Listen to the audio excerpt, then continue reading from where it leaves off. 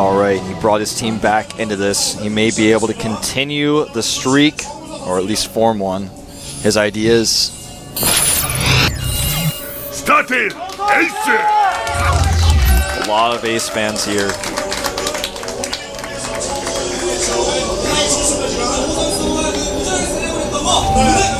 Looks very focused. His opponent in the blue, the GSL champion, in fact, his ideas. NS Foso, Jakji!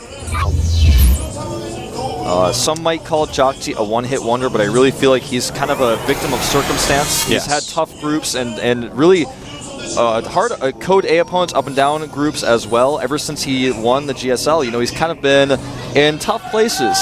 You can't really say he's fallen off. Yeah, I have to agree with you. I actually still think he's one of the best Terrans, even though he maybe hasn't looked it quite as much. When you watch his play, you're like, well, damn, you, sir, are mighty fine. Now, one thing I want to talk about right now is this 9 scout by Ace. You know, this is forced cross spawns. So, and also just in general, Pro Protosses against Terran don't normally like to scout a 9. You scout a 9 if you totally want to get in their base no matter what. You're going to get in their base, all right? So, kind of interesting to see that. Yeah, and he's going to go Nexus first with this. Now, when you go for the 9 scout, when you Nexus first, your Nexus is slightly delayed as a result, but I like this because now he knows he can make the Nexus safely. The question is, though, you know, when you go for this scout, by the time you get across the base with... I feel like this is kind of a newer option that you have, because normally if you go across the base and you see like 2 naked racks or something there and you're going Nexus first and you have to make gateway, then your gateway's late. But with this new double gas, 2 probe in each gas build that you can do, you can make a late gateway and still be okay. So... this is a really flexible build that Ace has shown us, and you can do this on a 2-player map. You know, obviously, this map is a 4-player map, but it's essentially made a 2-player map by the force cross spawns. Yeah, and of course, guys, the force cross spawns are important. There's positional imbalances if you don't do that.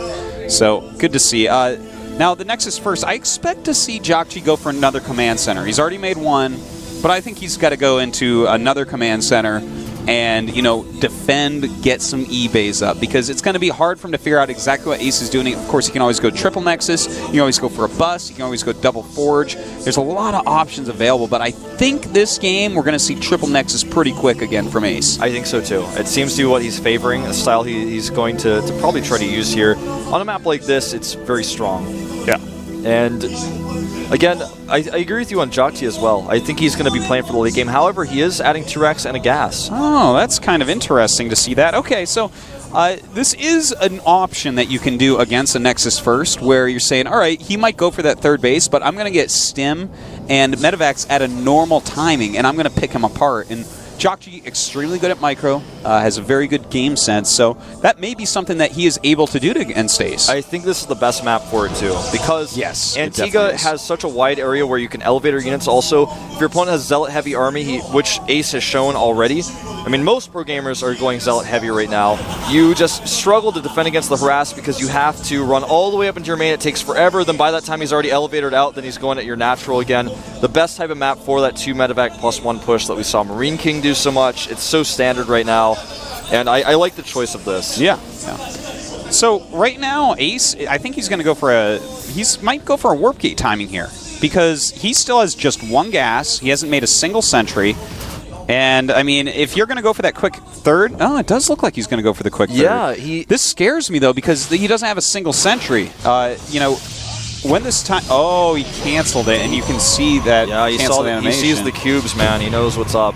Well, I mean, was kind of weird. It's going to be tricky for Terran. Terran is going to be thinking, what's going on here? But I'm a bit nervous for him. I mean, this is a very quick 3rd Nexus because he didn't get the second gas, but normally when you go super quick 3rd Nexus, you want a lot of sentries. This is going to be kind of like, he's going to have to Rhino his way through this. Yeah, that's actually like such a good word for it. Yes. I mean, he's going to have to power through those gateways and hope that he can hold. No finesse involved. No, absolutely not. And if you're a Rhino watching and you have finesse, I'm not talking about all of you.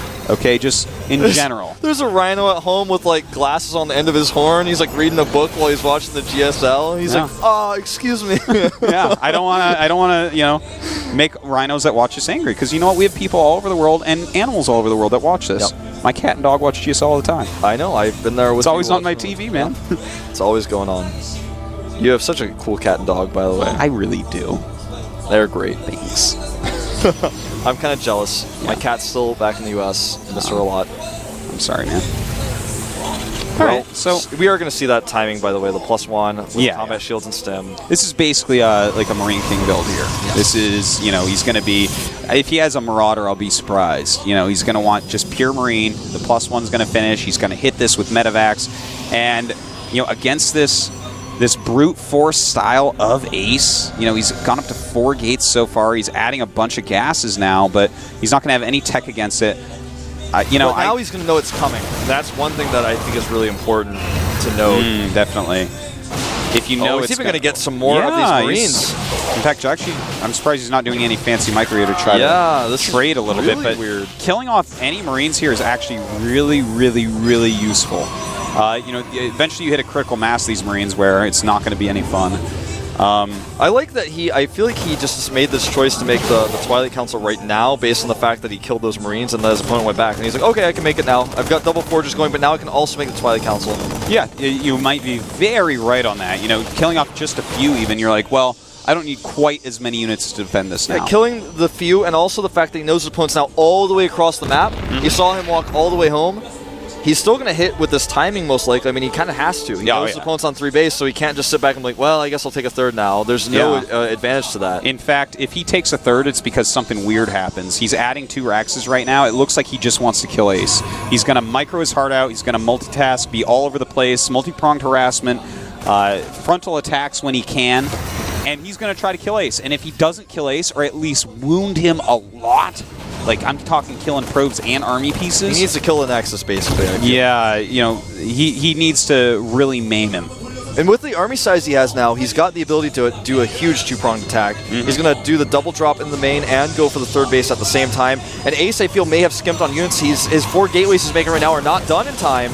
He may actually not be able to hold both sides. Yeah, it's going to be really, really difficult here. We do have 32 Marines, a Marauder, and 4 Medivacs out. And here we go. We do have a drop in the main base. He's walking back towards it, but that's going to leave all the other units open to attack another location. He's targeting the Nexus as well, and the 3rd base is being under attack now. Oh, 7 Zealots warping in, but I'm not sure if it's going to be enough. Does not get the Nexus in the main base. And he actually thwarts this. He thwarted it so far. But the Medivacs both got away despite a high stalker count of Ace. So that's going to be good for Jakji. He's still got all his units. That was the first piece of it. But Ace, 1-1 is finishing just now. So before the next drop, he has 1-1. And that's going to be very useful because Jakji has 1-1 as well. Yeah, this is the pivotal part. The first part was, very important, but this part is the one that decides it all. And his Zealots are moving out of position. Now this is a quadruple drop. This is the death drop here from Jakji. I mean, to kill this is going to be nearly impossible. He's going to have to move much more of his army down here. Just Zealots have no chance. And that Nexus, I almost guarantee, Wolf, will be falling here. I think you're right. He's put all of his eggs in 4 Medivacs, and he has taken out the Nexus. Will take out the core as well, most likely here. May get some pylons. He is struggling to deal with this.